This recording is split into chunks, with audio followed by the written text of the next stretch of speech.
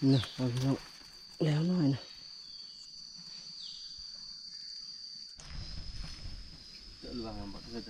ผลงานมื้อเช้าได้นกแล้วซองนกนี่2 4 6 8 8แต้มแล้วก็บ่หมดบ่ฮะเก็บเอาแต่ปลาใส่ก่อนเนื้อเฮาใช้ทุกอย่างงานแห้งเฮาโอ้ยลายดีต้องแบ่งละเอียดเลยเนาะมีค่าเหือค่าปืนค่าพานะรถค่าหยังค่าน้ำมันเฮ็ดคือกระเจ้าเฮ็ดเนาะค่าก็ดีว่ะค่าทอง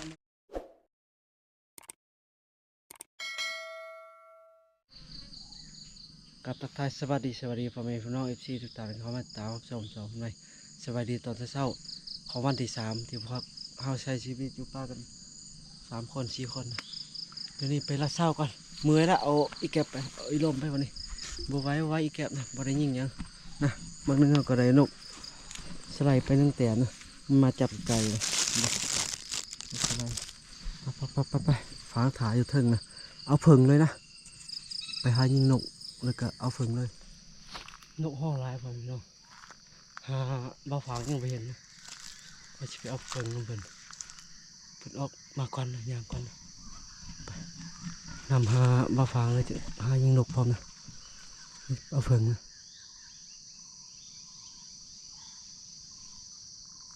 โอ้นก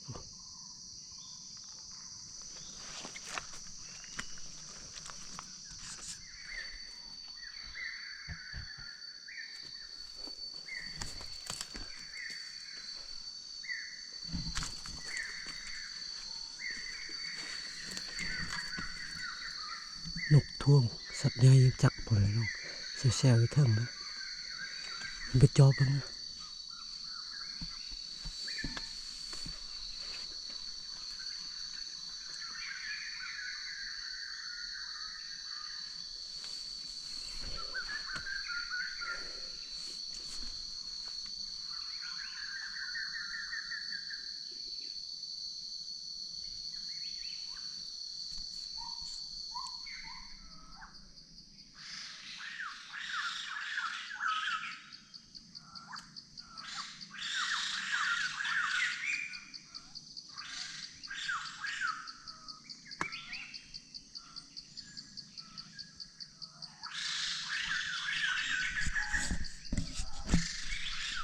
ไปผมน้อง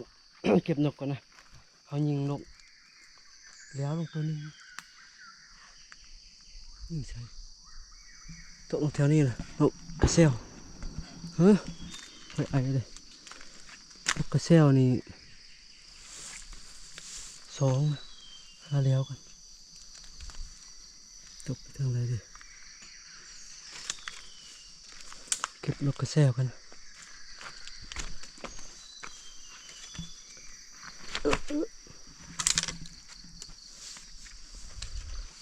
นกกระเซล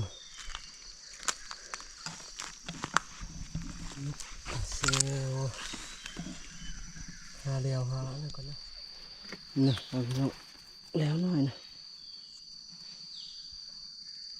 จะเป็นยังเก็บแต้มเก็บทีไป3 แต้มนะ3 แต้มบวกสนุกสไลด์ไป4นะอ๋อมือแห้งเลยพอพี่น้องไปเมื่อคืนเต็มทีพอดมื่อนี้ก็เลยมือนะนกมันตกพูดตัวนึงเขาไปเอากันนะนกอันนี้นะมันไล่ตอดเลี้ยวไล่กัดเลี้ยวผมนกกระเซียวไปหาว่าฟางก่อนยินไอทางนั้นอ่ะ2 3 เถื่อนะจะไออย่างนี้ไอนกวะทางไปกันนี่จะไหม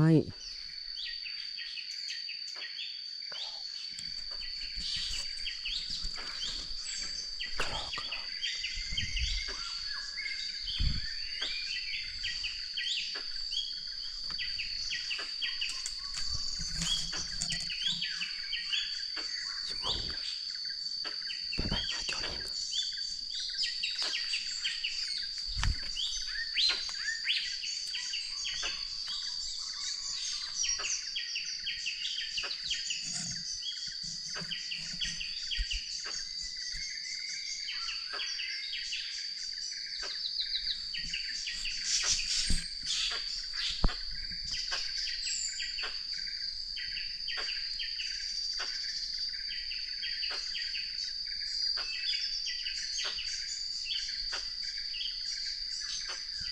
บริยิ่งมันจ้อยพอไหมน้องกระรอกนะ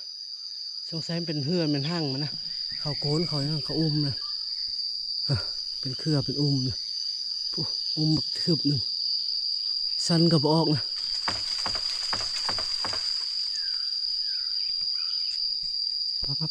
ไปหาตัวไม้น้ำนิ่งแห้งอะดี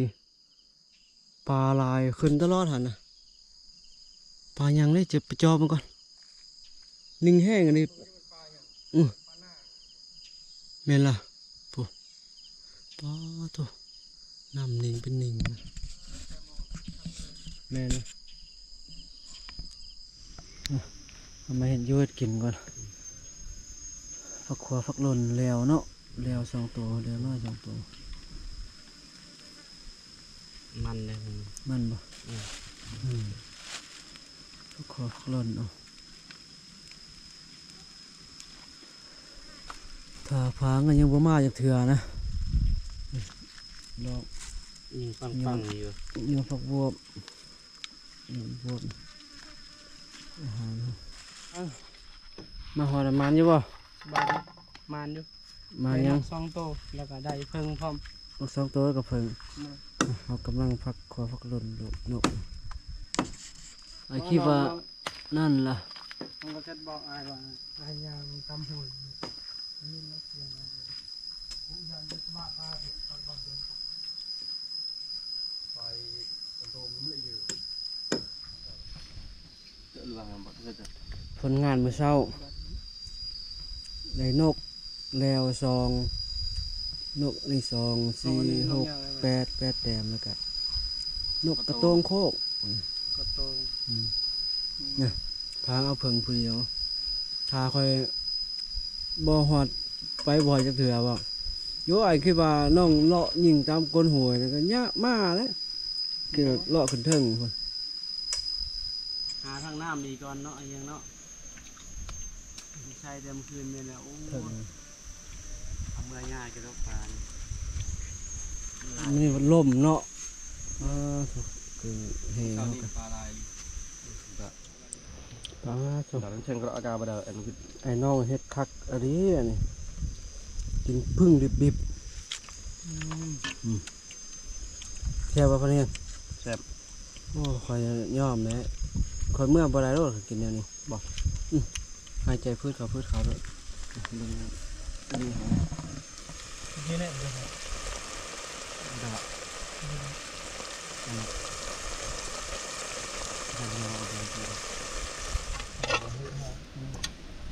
ลาบมันนั่นบ่ลาบบางคืออาหารเขาโอเคตักกินใช่กินก่อนกินอะไรก็ไปมาขอเลยน้องกินข้าวกินน้ำนะ ให้กินทานกรอง พวกเห็ดเจ้าที่ ที่ยัง ทา ปลู น กไม่รอแบบอายบวมนี่อยู่เจียนี่ลายเลยมองบ่คมบ่ บุคคล ไม่ดิบวมปีนี้นะฮะตาม ข้าวกินน้ำพาเทียนเนาะ สบายดีมาเด้อกินข้าวกัน ครับ กินข้าวก่อนกลับบ้าน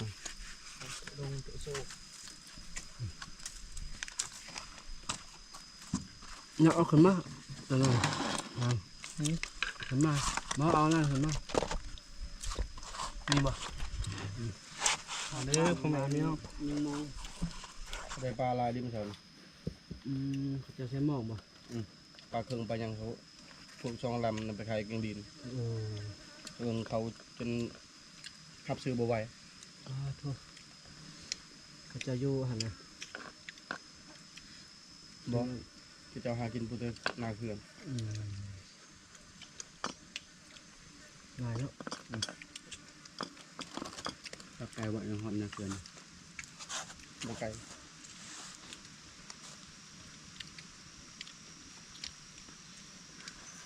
เมื่อทางเขื่อนยังเลยว่าจอดอยู่แทนกลางเมืองพีนเลย มาทางนี้เหรอ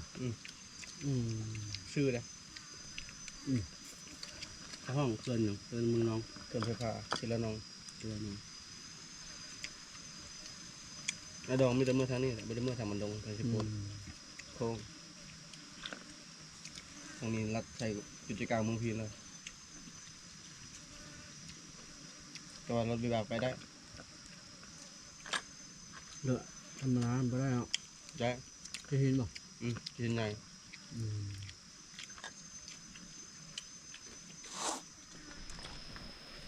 บ่หมดบ่ฮะเก็บเอาแต่ปลาใส่ก่อนเนื้อเฮาใช้ทุงยาง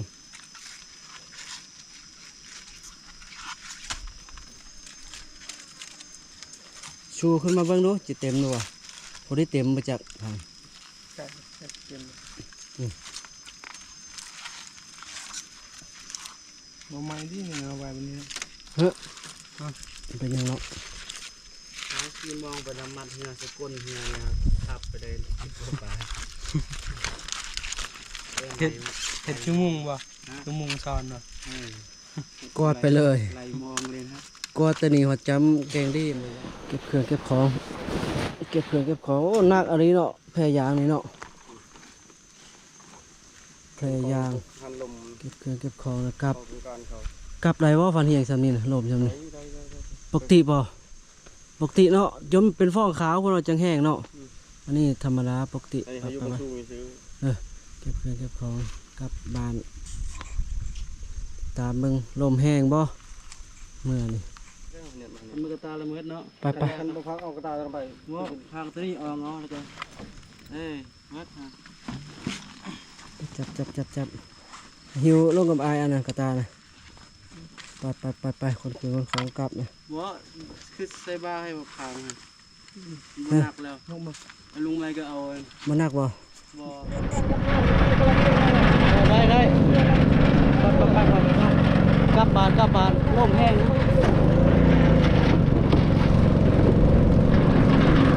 กลับบ้าน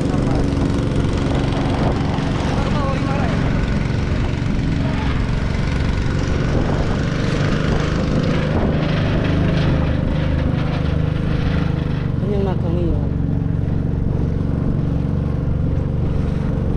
กลับบ้านโอ้ลม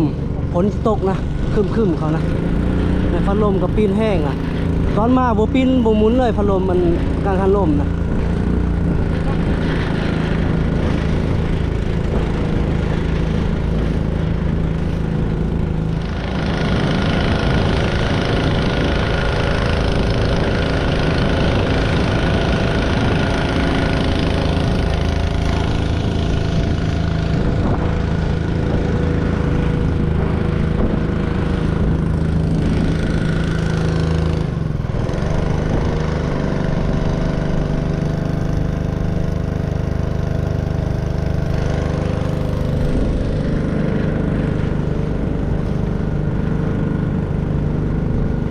เจ้าน้อยน้ำท่วมบ่เห็นเลยปลายไม้นี่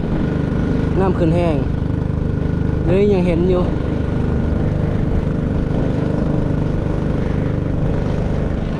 นะพ่อแม่พี่น้องตูบสนเผาบ่ดูนะที่พอวานลองมาอยู่น้ำนี่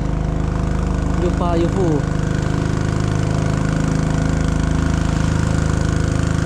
ตอนเที่ยงพอวานลองก็อยู่นี่ว้าว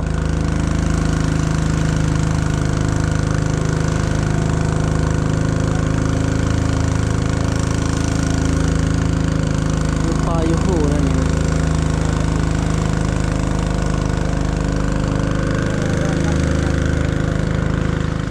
นะพอเป็นท้องมาหอดแล้วนะหอดแกงดินละน้ำเป็นสองสีแล้วนะทางนั้นใส่ทางนี้คุณนี่หัวนี่คุณจะเจ้าเห็นอย่างนะคุณนะทางนี้ใส่กำลังเอาเหือเขาไปจอดพายเขาไปอยู่นะก็ฟังพายเหือเขาไป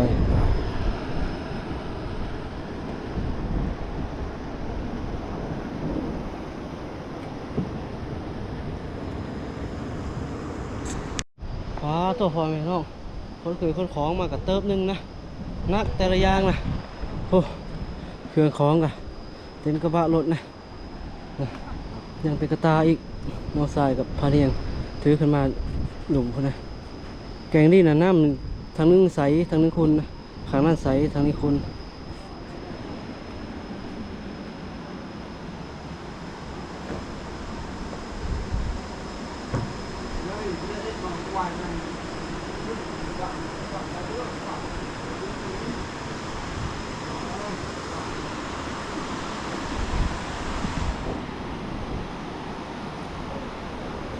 วิวงามขนาดพ่อแม่น้องร่มเย็นช่อยๆนะอยู่เทิง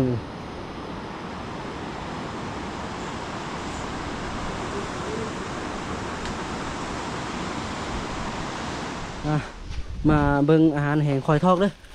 มันสิอันนั้นหมุนอาหารแห้งเฮาโอ้ยลายดีต้องแบ่งละเอียดเลยเนาะมีค่าเหือค่าปืนค่าผ้าโลดค่าหยังค่าน้ำมันเฮ็ดคือกระเจ้าเฮ็ดโอ้ค่ากะดีว่ะ ขาทองนี่ก็แบงนะ เออค่าผู้แบงไอจะเป็นผู้แบงด้วยซันเดอร์จึงได้ค่านำอาหารโอ้เต็มเลยนะอันนี้เป็นนกหนูแหงเขานะกระดอกนกหนูแหงฮะ ได้ค่าขับเรือค่าลงไปค่ากลับมา ทางเพิ่นแบ่งอาหารแห้ง อันนี้คอยเด้อ เฮ็ดซีฟู้ดผู้ข้าเพื่ออันนี้ผู้อันยามอง เรือนี่พยายาม อันนี้เลยจ้ะ ผู้ขั้ว ผู้คั่วผู้คั่วก็มีส่วนอยู่จ้ะ อันนี้ผู้ดังไฟ ล้างไฟผู้อันเฮ็ดอัน ไม่แห้งนี่ เอาตัวนี้นี่ สเก็ตมันโอ้ยตัวนี้บ่ได้บ่ผ่าน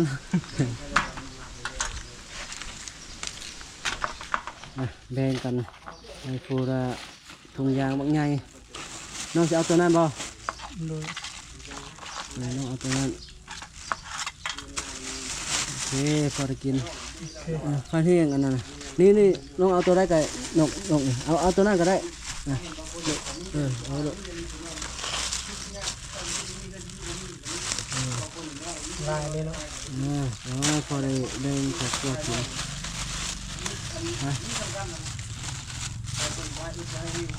อันนี้ใส่พันเที่ยงให้เพิ่นเอาเมียน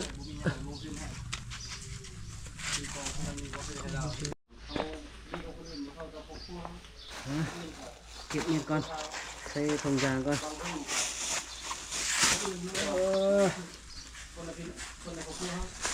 ใส่ถุงยางต้องเครื่องแห้ง คนนี้ยังผู้คนอื่น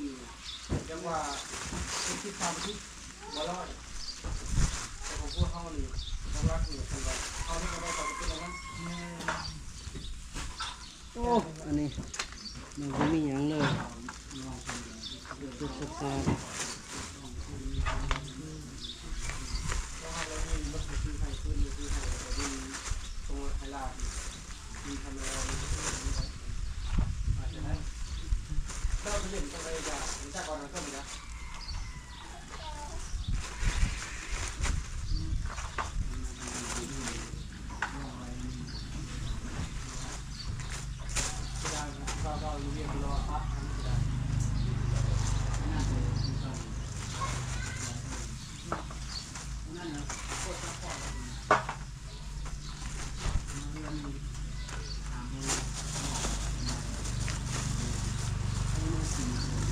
ปูกระถุงเนาะ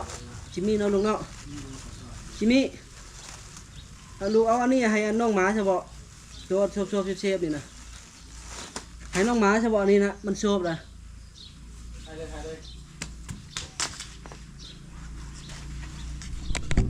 โอ้มาฮอดผ่านเฮียงกะนะตอนหับย่างดี ยืดแข้งยืดขาครั ยื บ ดแข้งยืดขาพรค่าย มากินลายกินลายเมา เวลากินซ้ำนี่พอแล้วขับรถขับรางเมื่อไกลขอบใจผ่านเฮียงขอบใจบ้าฟัง ใจพาไปเยี่ยมมาย่ำทำนามาไม่พาน้องมาอีก โอเคแล้วก็น้องสายมา3 คนมา2 คนนะจากนี้จะน้อยก็กินเหล้ากินเบียร์จักเล็กจักน้อยหอมปากหอมคอน้ำอ้อยหน้าเข้าไปแล้วก็เอาเมื่อไปนอนก่อนแล้วในเมือง ขอบใจพ่อแม่พี่น้อง FC ที่เข้ามาตามชมจนจบไปก่อนบ๊ายบายทุกคน